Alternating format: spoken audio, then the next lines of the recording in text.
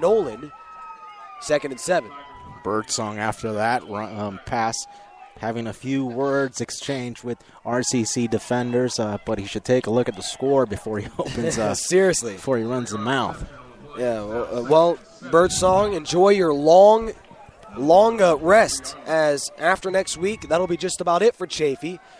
Barring a miraculous loss by a number of conference opponents, they will not even be at a bowl game, which is highly unfortunate because they still did beat Long Beach City. Right. Long Beach is not a slouch in and of their own right. They're at one point ranked as the number 1 team in the South. Unfortunately, they've had a turnaround season for the worse. Yeah.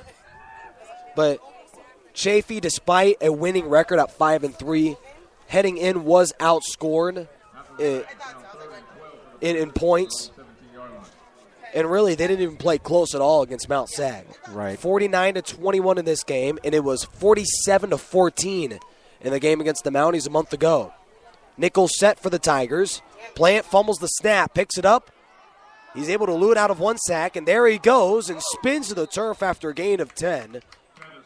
Tackle made by Thaddeus Lagrone, but moved the chains for the Panthers with 53 seconds to go, and will make their statistic look a little bit better here in this blowout loss. I really like this redshirt freshman in Levi Plant, the quarterback for Chaffey, a guy who's been battered and bruised all game, but even till the end, still out there. It shows, still playing hard. Shows how much the coaching staff believes in this man.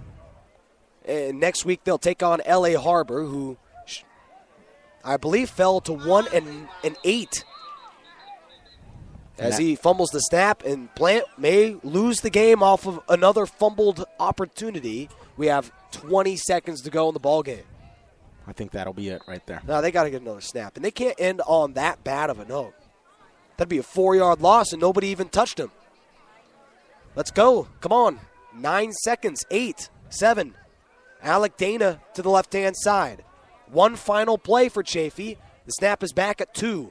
Plant, pass rush coming. Down he goes. Dayhone Wise with the sack to end the game and to end the Chaffey season. That'll be the 8th sack for the Tigers today. We'll get you a quick post game, but Dan, your thoughts before we head to it. Tigers win with a final score of Riverside 49 and the Panthers 21.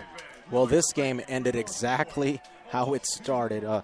Tough defense brought, as usual, by the RCC Tigers, taking Levi Plant down plenty of times, plenty of hurries. If I'm wrong, I apologize, but I counted 3 sacks on Levi Plant. So, man, I think it was more like 5 or 6. There you go.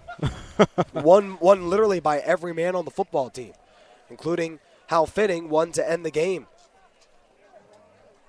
Well, we're getting final word from Long Beach City College. It looks like the Vikings did pull away with a 6-point win, but it's not a final score yet. Moving forward, Riverside now 8-1 on the season. They take care of business. We'll take on Citrus College to finish the year. Citrus, of course, 3-6 if they lose this game. 3-6 heading in. And Dan, if they do everything they're supposed to, the Tigers will finish the year exactly where they started it, at the Jungle, hosting the state championship game. Right, and they'll finish off league play 6-0. Pretty impressive. In the most dominant conference in Southern California, they win every single one, and frankly, it wasn't even all that close. Where of the 5 games they played so far, 3 of them were by at least 24 points, including this one. That was a 28-point victory for the Tigers. They've done it all year. Impressive victories. I'm not talking about the prettiest games, but impressive because of the opponent. We go back all the way to Saddleback, a game they had to pull out in double overtime. So it's a team that has gone through some adversity. A team that beat Fullerton, a game that was called the National Game of the Week in week 4, I believe, week 5. And then they take on Mount San Antonio, another game that was called a Game of the Week. And they win that one 28-24. That one went down to the wire. So, again, it's a team that's been through it all. Blowouts on their half, and on the other side of a blowout, losing to Grossmont. Yeah. So they've been through everything, it seems like, and they'll have another learning experience next week against Citrus, a team coming into this week on a 3-game losing streak. And, didn't they just lose to Long Beach City? Well, we'll take a double check at that in a moment. But one other thing, these blowout wins are great.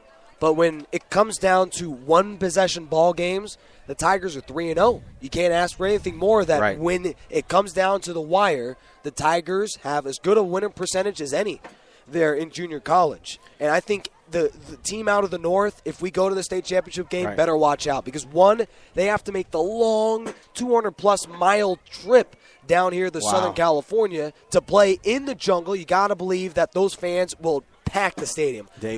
Along with pack Spreaker.com's national sports. That's for sure. But I want to bring up a point. Long Beach officially won 33-27. There you go. So Citrus on a 4-game losing streak will face Riverside at the Jungle next week. But I want to bring up a point. They started 3-2, and now they have an opportunity. Now they very easily could fall to 3-7. They could to finish the year. What I wanted to bring up is something you actually brought up, and it's something that we have to take into consideration. It's Nicholas King being in the game late. Yeah, It was a blowout. We know that. But he was still in there because every rep counts for Coach Tom Kraft. Yeah, with Helinski, would love to see him out there, but I have no problem with him not being out there because you're not risking anything by having him run the ball every time. Right. It's not like they had King pass it late in the fourth quarter like that. So I believe in that. Next week we take on Citrus College, the best quarterback out of the South, according to Rivals, and according to Rivals.com. And Dan, playing a top quarterback, we have yet to face a guy of this caliber. Do you think that he will make plays against a defense that today allowed 2 rushing touchdowns by Chaffey's quarterback, Levi Plant? I don't think any team out there other than maybe a team from the North is going to be able to stack up from here on out in this season. I don't see Citrus making any type of noise next week, but it will be interesting to see what Coach Tom Kraft brings to the table as far as a game plan. Are they going to go slow or are they going to go all out? Is Coach Tom Kraft going to rest guys? Is he going to play everybody? So it's still up in the air. A lot to look forward to.